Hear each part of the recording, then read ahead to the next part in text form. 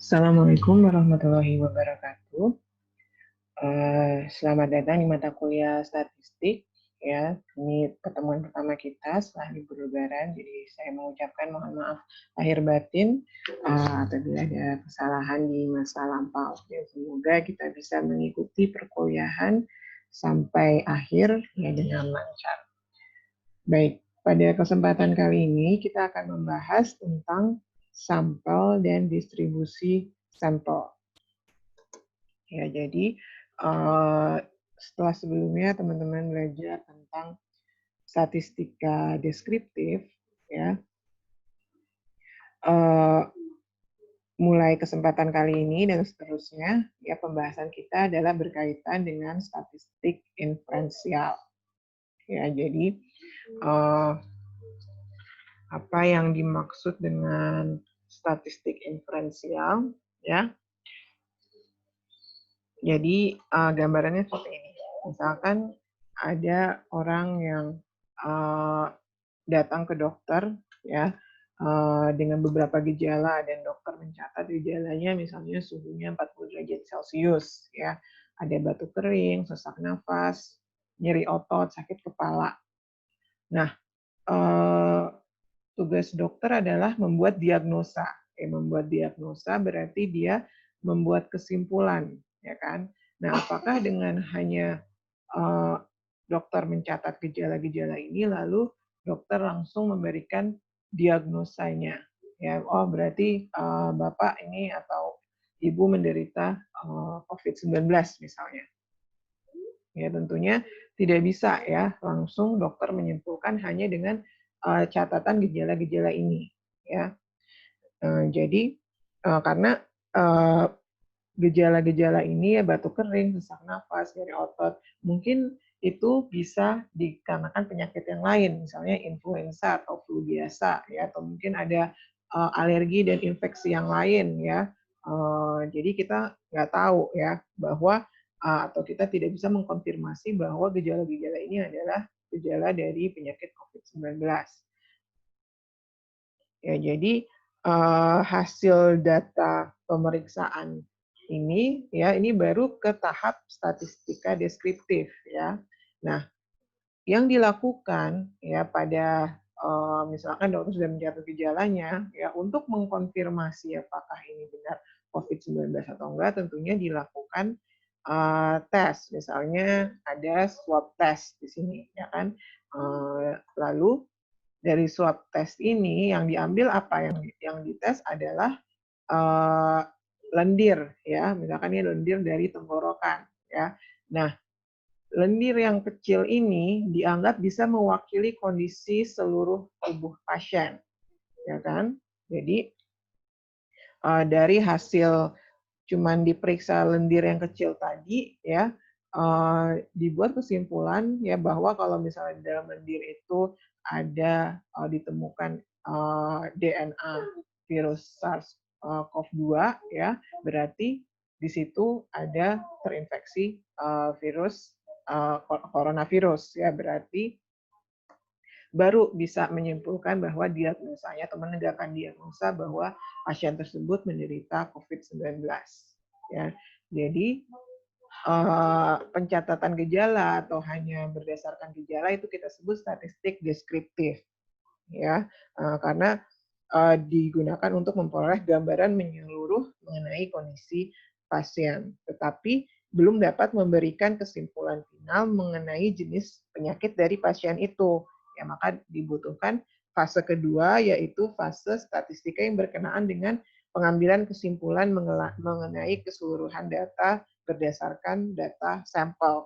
Ya, jadi data sampel maksudnya dari lendir yang kecil itu, sampel lendir itu dianggap mewakili seluruh tubuh bahwa seluruh tubuh ini terinfeksi virus coronavirus, ya kan? Jadi dari hasil pemeriksaan sampel lendir itu menunjukkan bahwa ada virus corona di situ, ya. Nah, fase ini yang kita sebut dengan fase statistik inferensial, ya.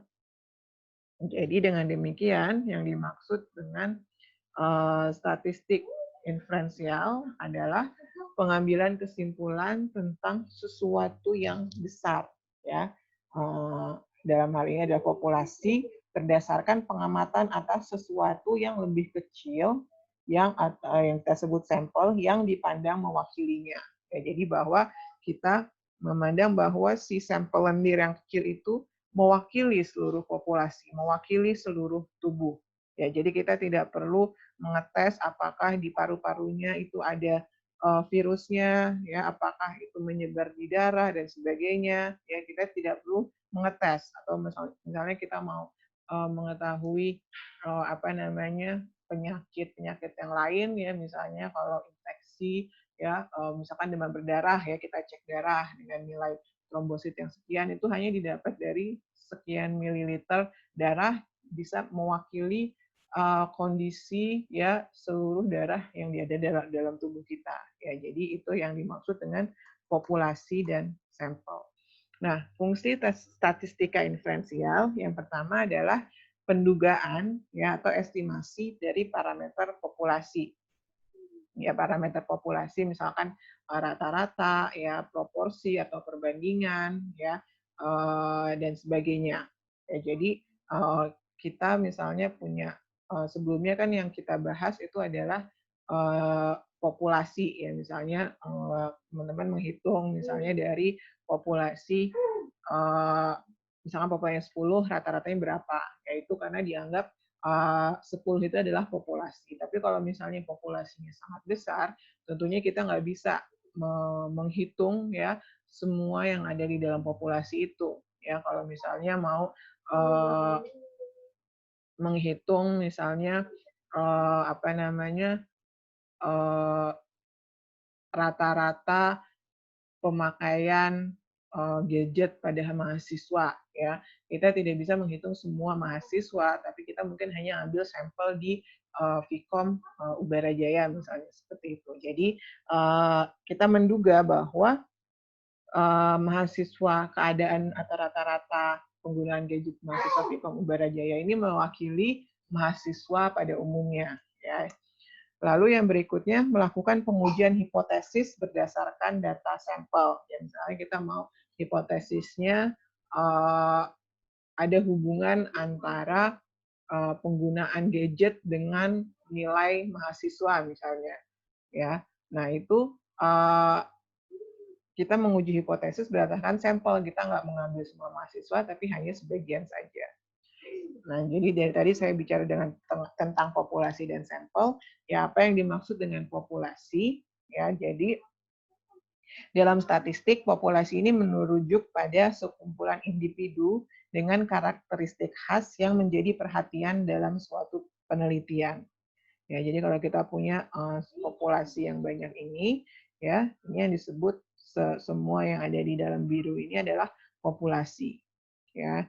Nah, dari populasi ini kita mengambil sampel. Ya, jadi yang kuning-kuning ini adalah sampel, di mana sampel ini adalah bagian kecil dari anggota populasi yang diambil menurut prosedur tertentu sehingga dapat mewakili populasinya.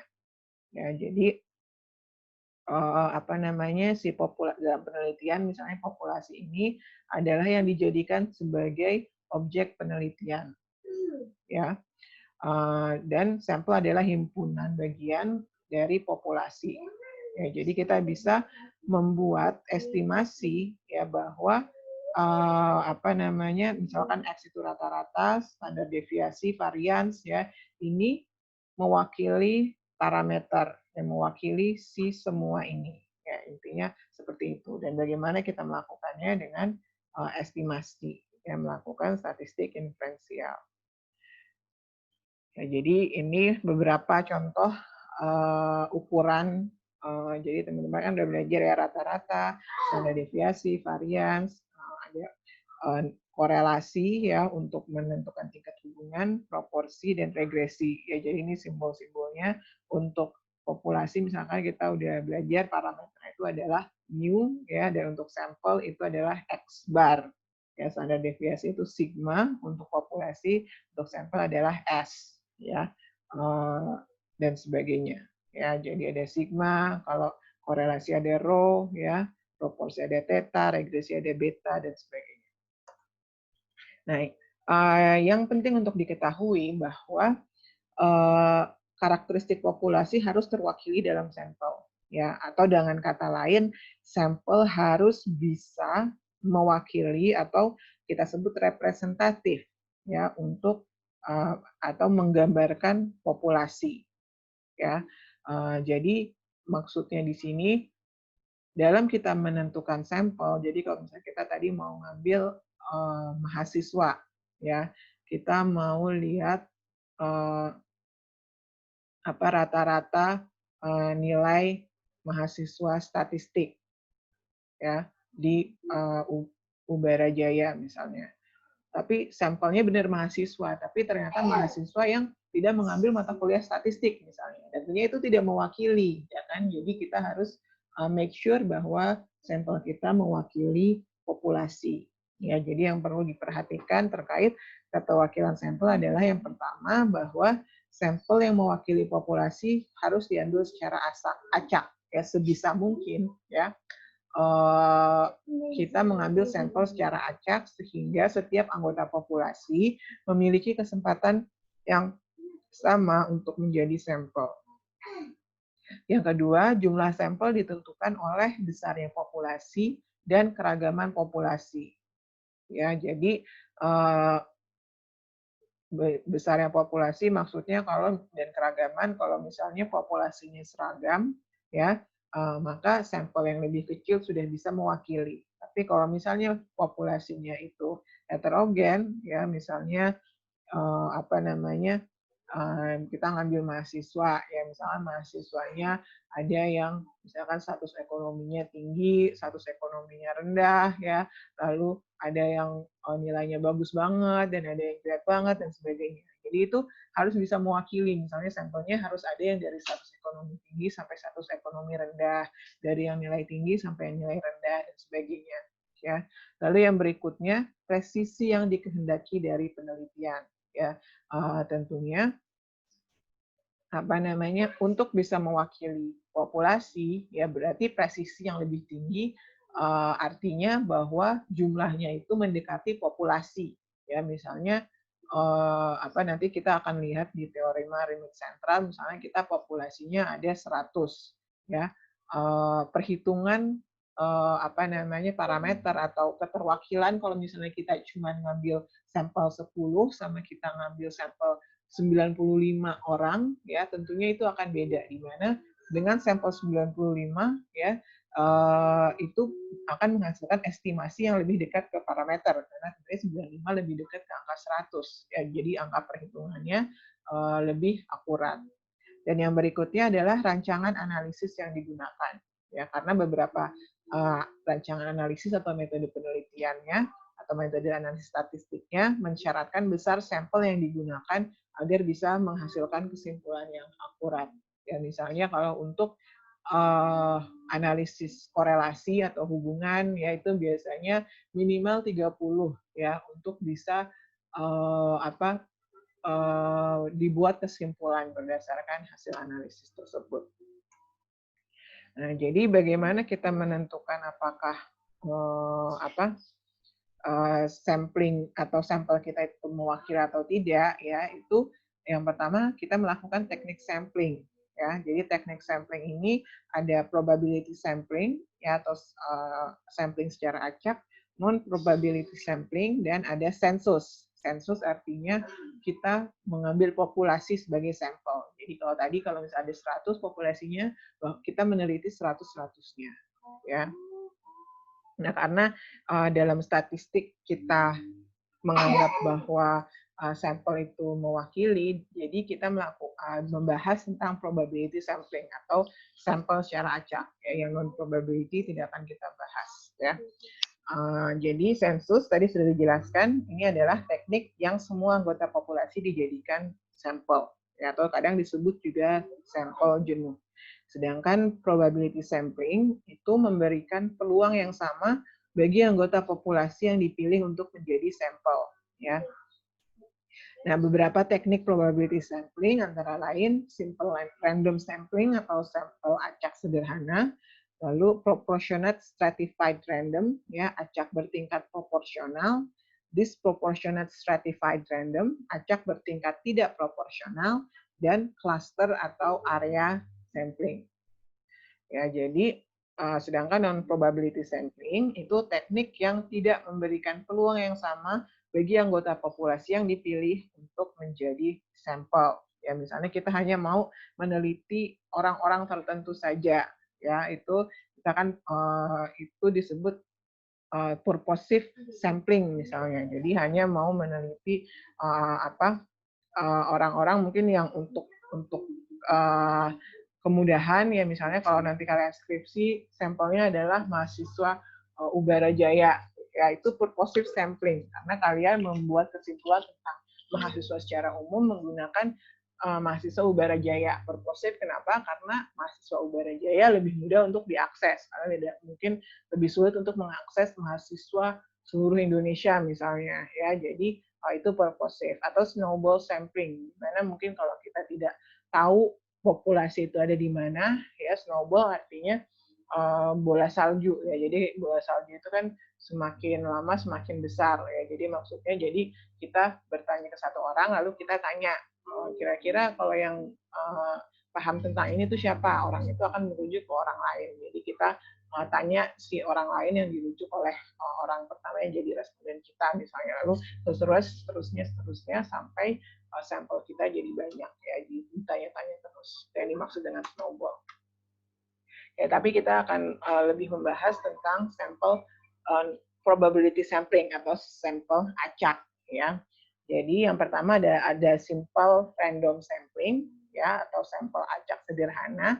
Ini dilakukan jika populasinya homogen. Ya, jadi kalau kita ambil secara random, kita bisa tahu bahwa pengambilan acak ini akan menghasilkan sampel dengan karakteristik yang mirip, ya. Jadi bahwa sampel itu akan representatif, ya, regardless atau tidak melihat siapapun yang kita ambil karena populasinya dia sudah homogen. Nah, bagaimana kalau populasi kita tidak homogen, ya? Tentunya kita harus tetap bisa memasukkan seluruh kategori dari populasi ke dalam sampel kita, ya, yang kita sebut dengan stratified random sampling. Ya, jadi ada strata, ya, misalnya ada organisasi yang memiliki pegawai dari berbagai latar belakang pendidikan, ya, maka populasi pegawai itu berstrata. Misalnya ada yang lulus S1, ada yang lulus S2, ada yang lulus SMA, ya. Jadi jumlah sampel harus diambil meliputi strata pendidikan tersebut. Ya, jadi misalnya di sini berarti kita ambil sampelnya misalnya setengahnya. Ya, jadi kita ambil dari yang lulus S1, kita ambil 20 sebagai sampel, 15, 40, dan sebagainya. Jadi 20, 15, dan 40 itu adalah sampel kita. Ya. Lalu yang berikutnya adalah disproportionate random sampling. Teknik ini digunakan untuk menentukan jumlah sampel dengan populasi berstrata, tetapi kurang proporsional. Jadi ada beberapa kelompok strata yang ukurannya kecil sekali. Jadi contoh tadi misalkan dalam suatu organisasi, ya, misalkan lulusan S3-nya itu hanya 3, ya, S2-nya 4. S1 90, SMA 800, ya, SMP 700, dan sebagainya, ya. Kalau tadi kan itu harus, kalau yang proportionate, setiap strata itu diambil proporsinya sama. Jadi setengah tadi kan. Ada berapa tadi? 20, 15, 40. Jadi setengah dari S1, setengah dari S2, setengah dari SMA. Nah, kalau ini karena jumlahnya tidak seragam proporsinya, jadi yang lainnya mungkin bisa kita ambil setengah, ya, setengah dari 90, setengah dari 800, setengah dari 700, ya. Tetapi yang 3 dan 4 ini semuanya dijadikan sampel karena dia terlalu kecil bila dibandingkan dengan kelompok lainnya. Ya, jadi proporsinya tidak merata. Lalu yang berikutnya adalah cluster sampling atau area sampling, ya, atau yang disebut dengan sampling daerah. Jadi teknik ini digunakan untuk menentukan jumlah sampel jika sumber data sangat luas. Ya, misalnya seluruh Indonesia, ya pengambilan sampel didasarkan daerah populasi yang ditetapkan.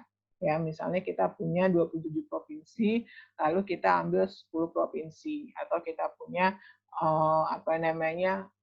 misalkan di DKI Jakarta misalnya ada 5 kota dan 1 kabupaten, mungkin kita hanya ambil 2 saja ya populasinya. Jadi ini diambil dari misalkan di sini ada populasinya itu ada 9 ya, 9 daerah ya diambil tahap 1 kita pilih 5 daerah ya. Lalu dari 5 daerah ini ya kita ambil jadi beberapa populasi dari daerah C, beberapa sampel dari daerah C, beberapa sampel dari daerah A, seperti itu. Yang berikutnya adalah systematic sampling ya. Pengambilan sampel ini dilakukan berdasarkan urutan dari anggota populasi yang diberi nomor. Jadi misalnya populasinya adalah 100 orang.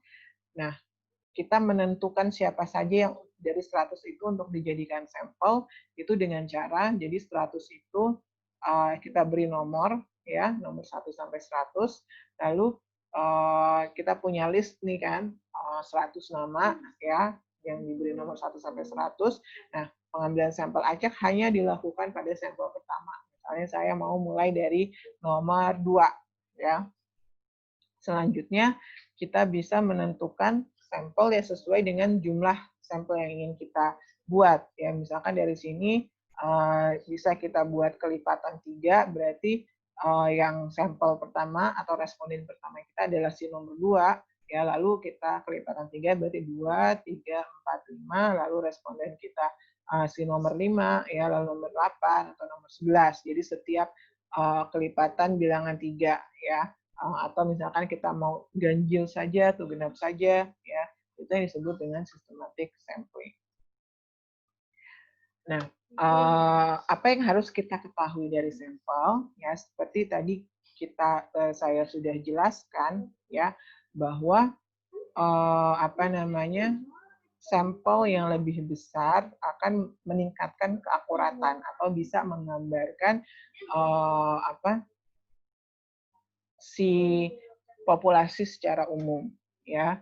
Nah, contohnya begini, misalnya kita punya satu buah dadu, ya.